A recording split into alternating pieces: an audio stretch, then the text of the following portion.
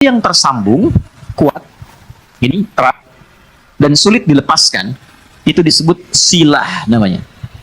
Apa namanya? Silatun. Silah. Dari kata wasala, nyambung, erat. Pernah dengar ini? Silaturahim? Ya.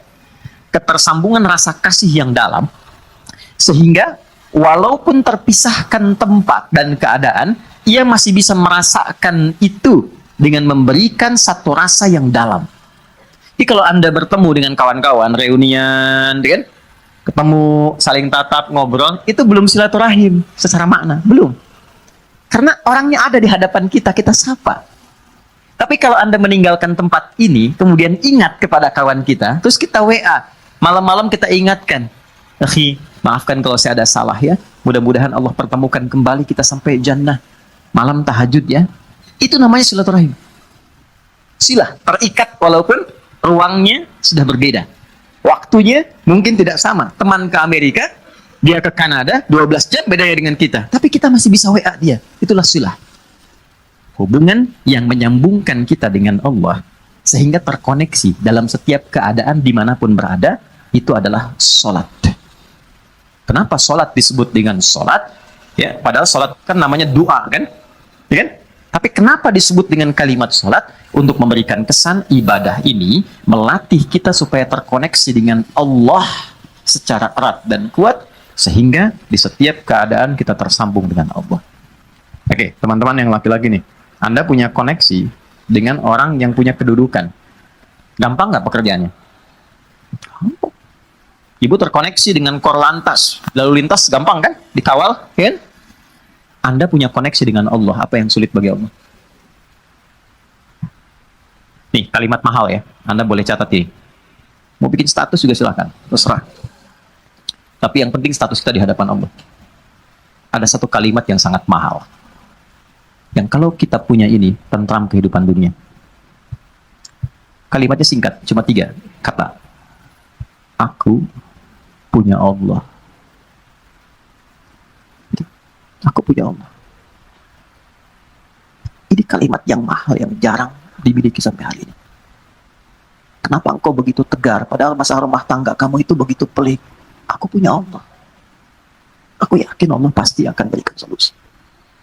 Kamu kok kelihatannya biasa-biasa saja sih? Padahal kan kemarin pekerjaan kamu gagal. Aku punya Allah. Allah sudah ngatur rizki. Rizki aku sudah Allah tetapkan. Aku punya Allah. Kalimat ini yang mahal sekarang. Bilal itu saat dicambuk, suasananya terik, ditimpa batu yang sudah dipanaskan.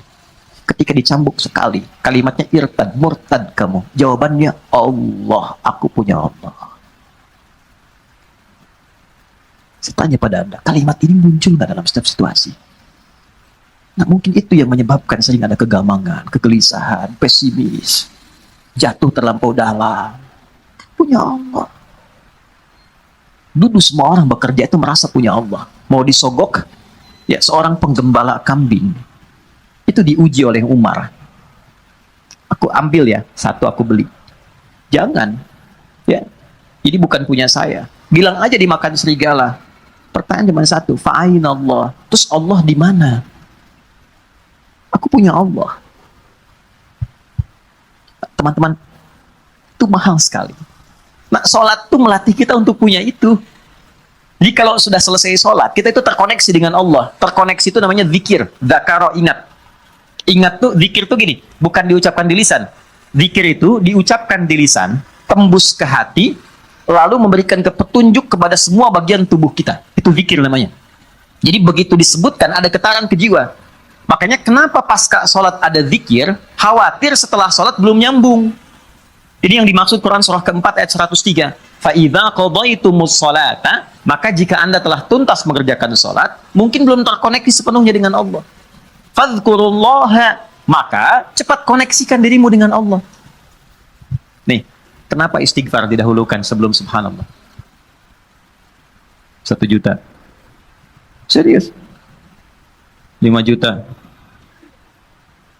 Umroh lah tawaran terakhir tuh. Ini serius umroh, bintang 5. Waktu habis udah. Waktu habis. Salah sendiri kenapa ngaco. Cepet. Karena boleh jadi saat sholat itu fokusnya kepada yang lain. Tidak terkoneksi dengan Allah. Lisannya Allahu Akbar, tapi di pikirannya handphone Hu Akbar. Ya, status di Instagram belum diupdate Hu Akbar. Ya, jemuran belum diangkat Hu Akbar. Makanya baru takbir Allahu Akbar, handphone tulalit tenonet. Nah, bisa dijawab dulu, halo, saya sedang sholat Nah, belum nyambung. Makanya kita istighfar, khawatir saat sholat ada yang belum terkoneksi. Setelah itu, subhanallah, alhamdulillah, Allahu Akbar. Kenapa 33 kali? 33 itu latihan sampai kalimat itu meresap ke dalam hati. Subhanallah, subhanallah, subhanallah. Pertama masih di lisan. Yang ke-10 mulai masuk ke hati, mulai terasa, mulai nangis, mulai enak, mulai tenang.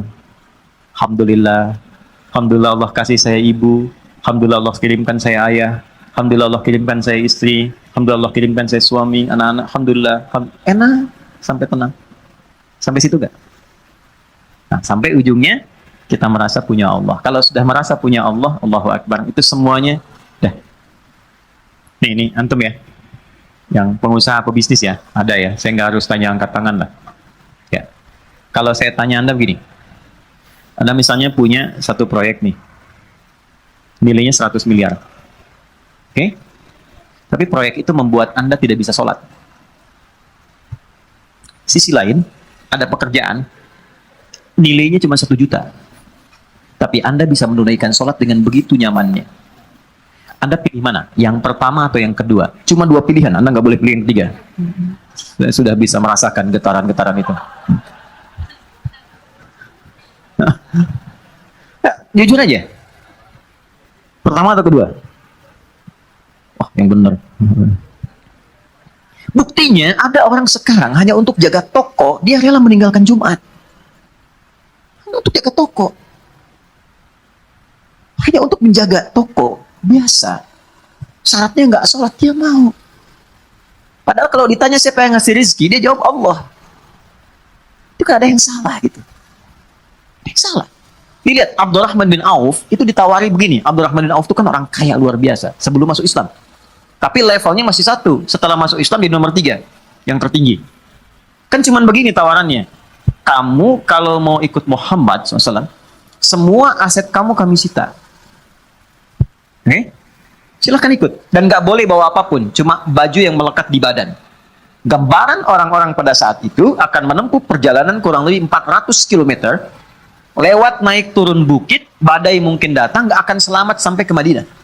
Di Yathrib saat itu. Berangkat. Anda kalau di posisi Abdurrahman bin Auf, ditawarkan demikian, tawaran keduanya, tinggalkan ajaran Muhammad, tinggal di Mekah, kami angkat Anda menjadi hartawan terhormat dengan proyek nomor 1 di wilayah ini. Kalau Anda di posisi Abdurrahman bin Auf, silahkan ikut Nabi, tapi tinggalkan semua aset Anda 1 triliun. Bawa pakaian saja. Anda sudah bekerja 20 tahun, 30 tahun, dapat 1 T, tinggalkan itu, ikut Nabi Muhammad. Yang belum tentu jelas di hadapan Anda kesuksesannya. Atau tinggal di kota Mekah, ambil hartawan terhormat nomor 1, semua proyek wilayah Bintaro Anda kuasai. Kalau Anda di posisi itu, Anda mau pilih mana? Nah, yang mau saya katakan, apa yang melatih seorang Abdurrahman bin Auf sehingga mengambil keputusan, saya tetap ikut Nabi. Itu kan pertaruhan tinggi. Jadi iman itu teman-teman di atas segalanya. Punya Allah itu di atas segalanya. Jadi kalau orang kehilangan proyek, kehilangan job, tapi merasa punya Allah, itu nggak ada apa-apanya. Karena masih merasa punya Allah. Itu yang mahal. Jadi nggak bisa ditukar dengan masalah. Kalau Anda punya masalah seberat apapun, tapi Anda punya Allah, itu kecil. Ya, melatihnya nggak semudah yang diucapkan. Karena Abdurrahman bin Auf memilih untuk ikut, istrinya belum siap. Itu poinnya. Begitu diberikan pilihannya kepada istrinya memilih tinggal di Mekah. Tawarannya sederhana, Anda ikut seperti suami, berangkat dengan pakaian melekat, tinggal harta suami kami serahkan kepada Anda, dan silahkan pilih pria paling tampan di wilayah Mekah ini, kami fasilitasi pernikahannya. Ibu kalau di posisi itu, jangan lihat suami lah, sini aja. Kalau di posisi itu, ikut suami atau tinggal di Mekah? Kan pelan jawab suami.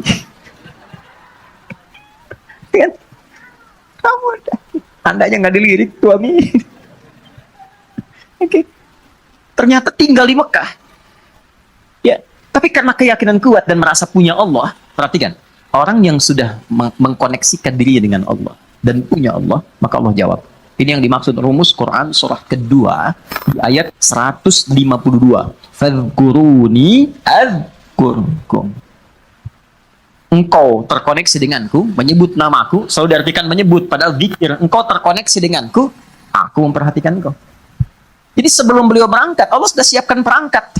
Sebelum Abdurrahman bin Auf berangkat, Allah sudah siapkan perangkat di sekitar Madinah. Yang menyambutnya itu harus orang paling kaya di Madinah. Itulah hebatnya orang Madinah. Yang haus disambut oleh orang bawa minuman. Yang lapar disambut oleh orang bawa makanan. Orang yang menolong seseorang sesuai sifatnya disebut dengan ansor namanya. Oke? Jadi ada orang datang ke rumah ke RKM, Mas Dimas lapar nih, disambutnya oleh santai yang bawa makanan. Ya. Ada orang yang wajahnya kelihatan tuh murung, punya utang. Dan disambutnya oleh orang yang dari lazis, gitu kan? Nah, itu ansor namanya. Maka disambutnya oleh orang yang paling kaya dan digerakkan hati untuk mengatakan kalimat ini. Akhil karim, sami'tu annaka kunta ghaniya atau kama qala. Saudaraku yang mulia, aku dengar engkau pernah kaya. Lihat secara psikologi ya. Lalu jatuh fakir. Dia menyimpulkan begini, kalau pernah kaya dan kemudian turun statusnya, berarti kan ada pengaruh gaya dalam hidupnya. Berubah. Saya sering kutip rumus gaya itu F1 sama dengan F2. Ya, gaya gerak sama dengan gaya dorong, kan? Pelan jadi pelan, kencang jadi kencang. Kalau naik mobilnya angkot, kan turunnya juga menunduk, terus sedekah kan? Kalau mobilnya lebih bagus kan langsung begini, kadang-kadang nggak bisa buka pintu ya. Ya kan? Nah, F1 sama dengan F2. Tapi kan ada hukum Pascal di dalamnya. F berbanding lurus dengan P. Gaya berbanding lurus dengan tekanan. Semakin banyak gaya, semakin tertekan hidupnya. Oke? Saat punya sesuatu, gayanya kebanyakan. Gayanya banyak. Begitu sesuatu itu hilang, gaya nggak tertahankan. Akhirnya flexing dari gaya. Maaf, ya ada inflasi gaya gitu. Ya. Berlebihan. Nah ini kan jadi tekanan. Nah dia menilai begitu. Dia nggak tahu kalau Abdurrahman bin Auf ini sudah dididik ya oleh Nabi, punya Allah. Ditawarkannya begini, saya dengar Anda pernah kaya. Kalau ingin kaya lagi, ambil setengah harta saya. Coba. Kalau Anda ingin, saya dengar Anda ditinggalkan keluarga dan istri. Kalau ingin menikah lagi, pilih perempuan paling cantik di Yathrib ini. Sekalipun bagian dari keluargaku, aku fasilitas pernikahannya. Gantian ya Bu. Kalau Anda di posisi itu, dan tidak harus lihat ke sana, apa yang Anda pilih? Diterima atau tidak ditolak sama sekali? Saya sudah tahu wajahnya, ini percuma saya tawari. Berat ya? Ya kan? Ketemu orang paling kaya itu kebunnya paling banyak, ya, macam-macam, untanya paling banyak, ya mungkin kurang lebih 5T lah asetnya, bagi 2,5 T. Tawaran pertama, di kesempatan pertama, ditawarkan 2, dijawab 2. Au kama qala jazakallahu khaira, arini ainal aswaq. Terima kasih, semoga Allah berikan pahala atas tawaran kebaikan Anda. Cukup tunjukkan padaku di mana pusat bisnisnya. Tuh. Beliau bukan anti untuk dapat materi atau menolak kebaikan, bukan. Ingin menunjukkan saya punya Allah dan saya akan buktikan rasa memiliki saya dan rasa punya Allah itu melebihi atas apa yang Anda tawarkan. Cuma butuh waktu setahun sampai 2 tahun jadi orang paling kaya di kota Madinah itu.